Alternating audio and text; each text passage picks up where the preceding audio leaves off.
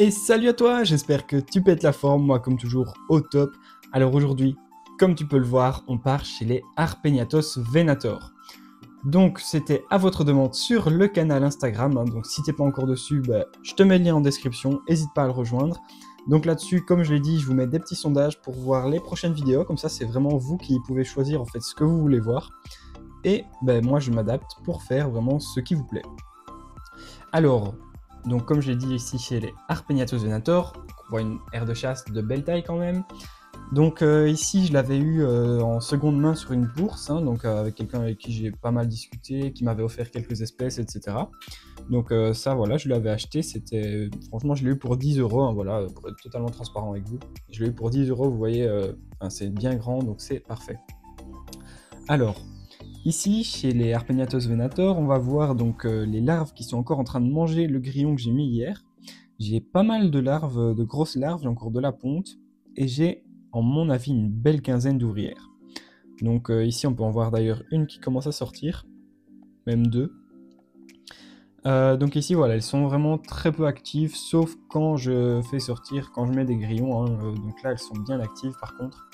Mais sinon, c'est franchement une espèce qui est très relaxe, très tranquille chez moi. Donc ici, je vais essayer de faire des jolis plans macro donc, sur les larves qui sont en train de manger le grillon ici. Là, on peut voir encore vraiment tout le couvain et toutes les ouvrières qui sont là, quoi. Donc ça, c'est franchement génial. Donc, comme je l'avais dit, comme vous l'avez vu il y a un petit moment, j'ai eu vraiment beaucoup de chance avec elle, hein, donc je l'ai réussi instantanément. Donc quand elle est arrivée chez moi, elle était en parfaite santé. Et elle a pondu et j'ai eu des naissances tout de suite, donc ça c'était vraiment bien. Donc c'est très rare d'avoir une colonie d'Arpegnathos qui s'y développe comme ça, donc je m'estime heureux d'être tombé sur les bonnes reines. Alors, donc chez celle-ci, pareil, je les avais eu sur une bourse, si je ne me trompe pas, en juillet. Il me semble que c'était en juillet, oui, de l'an passé, où je les avais eu avec 9 ouvrières. Ici, j'en ai une belle quinzaine, mais j'en ai perdu pas mal dans l'ancien nid où elles étaient. Donc ici, voilà, j'ai le joli couvain qui repart. Donc je pense que ça pourrait le faire et que ça pourrait être bien sympa. Alors, je vais maintenant essayer de passer en macro pour faire quelques petits plans, hein, en essayant qu'elle ne me saute pas pour me piquer les doigts. Mais bon, ça devrait le faire. Alors voilà, comme je le disais, on voit bien les larves qui sont en train de se nourrir sur le grillon. Donc on les voit, hein, qui sont là, qui sont en train de manger vraiment sur le grillon directement. Et ça, c'est vraiment la particularité des ponérines. Donc les larves chez les Myrmecocystus, elles le font aussi. Elles se nourrissent elles-mêmes sur les insectes. Donc ça, c'est vraiment impressionnant. Alors ici, on peut voir que le thorax est bien développé et qu'il s'agit donc soit de la reine, soit d'une gamergate, parce que j'ai eu beaucoup de princesses quand même qui ont perdu leurs ailes. Donc ça fait que je ne sais même plus laquelle est la reine. Ici, j'ai eu pas mal de larves, donc je sais que la reine est toujours vivante, hein, donc là, on peut voir, j'ai encore plein de larves là en dessous, des grillons. J'ai des œufs aussi là sur le côté qu'on n'a pas vu. Donc voilà, ici, c'est très compliqué de faire des belles images, hein, étant donné la qualité des tubes déjà, et puis toute la crasse qu'elles me mettent par l'intérieur. Je vais essayer de passer dans le dernier tube aussi, hein. Donc là, il y a seulement une ou deux ouvrières. Hop. Donc on les voit, hein.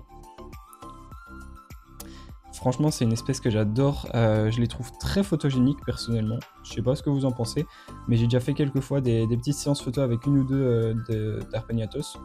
Et franchement, ça rendait super bien. Hop.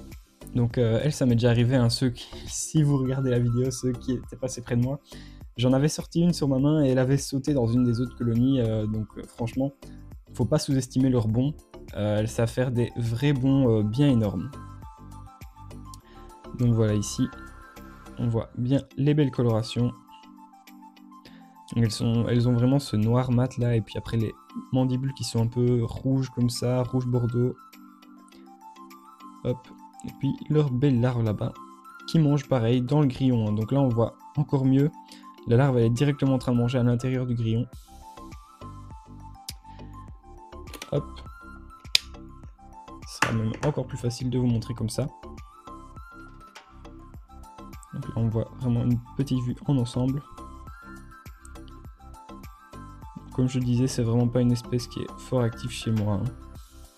Donc là, on le voit très bien que ça sort pas, l'aire de chasse. Vous voyez, j'ai beau faire une belle grande aire de chasse, regardez, c'est vide.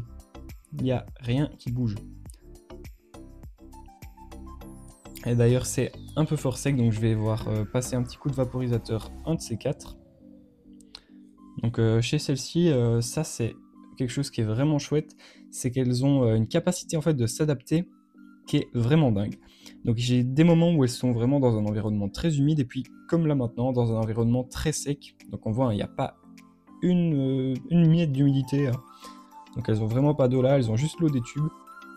Et puis il y a des moments où je vaporise et où c'est vraiment bien détrempé le sol. Donc elles ont des petites périodes comme ça, et ça je le refais depuis le début. Donc je pense que c'est peut-être un élément qui a joué donc, sur leur réussite, parce que ça leur reproduit en fait un peu des conditions en nature.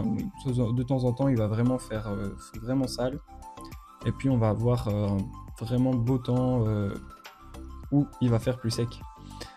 Donc ça reproduit des conditions en nature qui sont importantes un peu pour toutes les fourmis. Alors, je regarde derrière, on sort des fourmis cette fois. C'est le Pogona qui est là.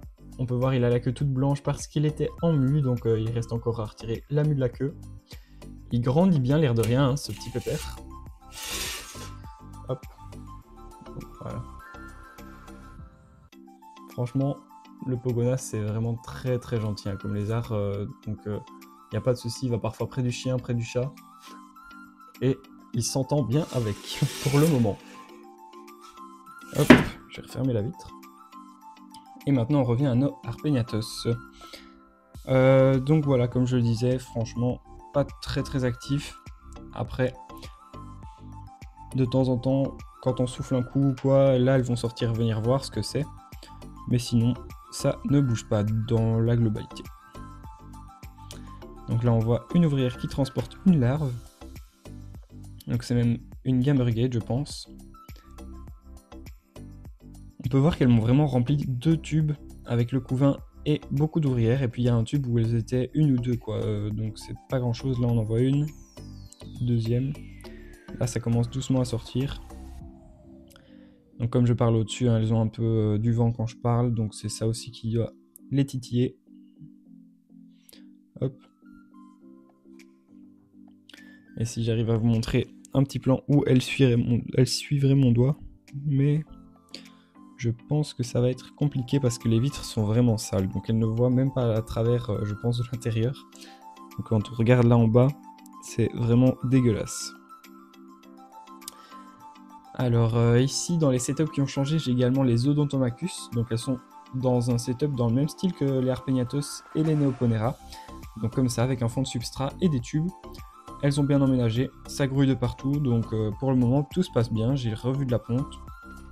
Et Madame la Reine est en pleine forme. Donc pour le moment, tout se passe bien. J'espère qu'elles vont bien se développer là-dedans. Mais normalement, ça devrait le faire.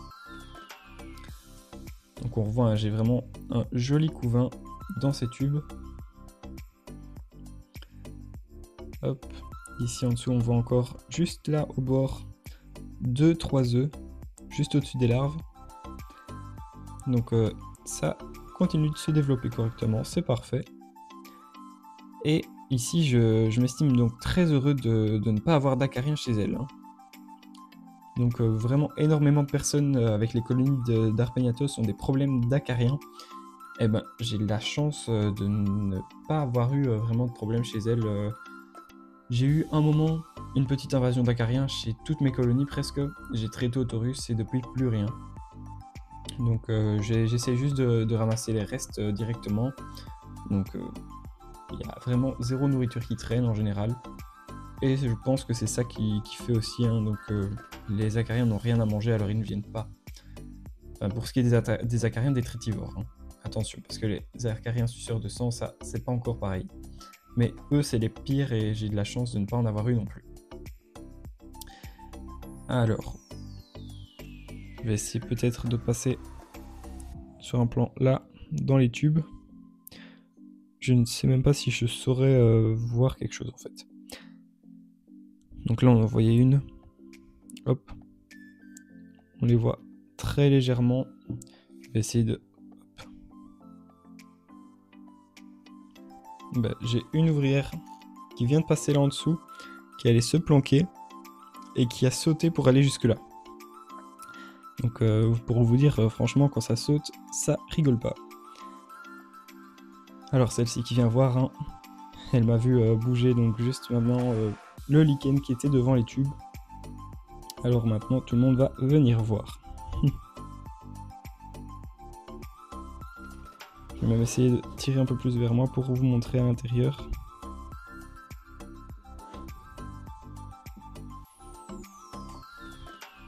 Donc là on voit vraiment bien que j'ai quand même pas mal d'ouvrières. Hein.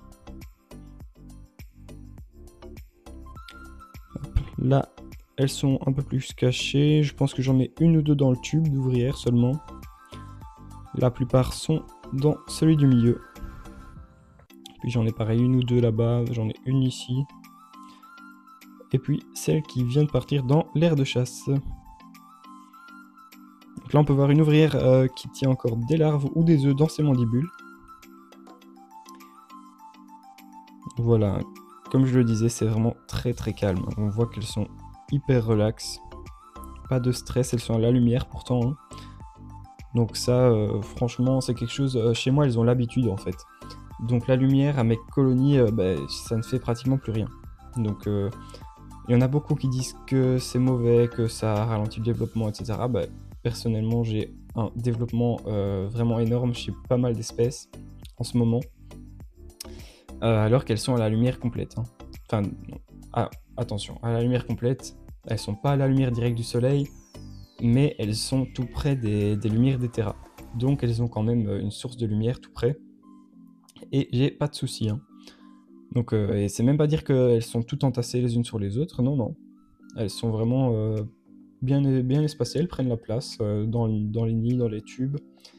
Donc franchement, pas de soucis à ce niveau-là.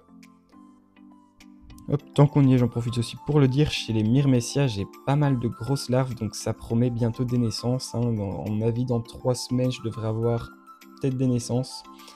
Donc le temps que les larves finissent de grandir, puis qu'elles fassent les cocons. Donc ça promet, hein, j'ai une belle dizaine de larves qui devraient naître dans les semaines qui viennent. Et je pense même que la reine a recommencé la prochaine salve 2. Donc ça promet également. Allez, sur ce, ça nous fait déjà une belle petite vidéo. Donc sur les Harpegnathos venator à votre demande, comme ça vous avez vu un petit peu leur développement pour le moment.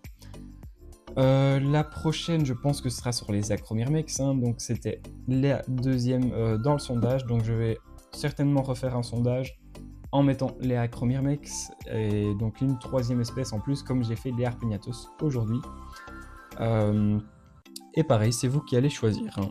Hop, on va remettre le lichen. Tac. Et voilà. Sur ce, merci à toi d'avoir regardé. N'hésite pas à t'abonner si ce n'est pas déjà fait, mettre un like, un petit commentaire. Et moi, je te dis à très vite pour une nouvelle vidéo. Allez, ciao ciao!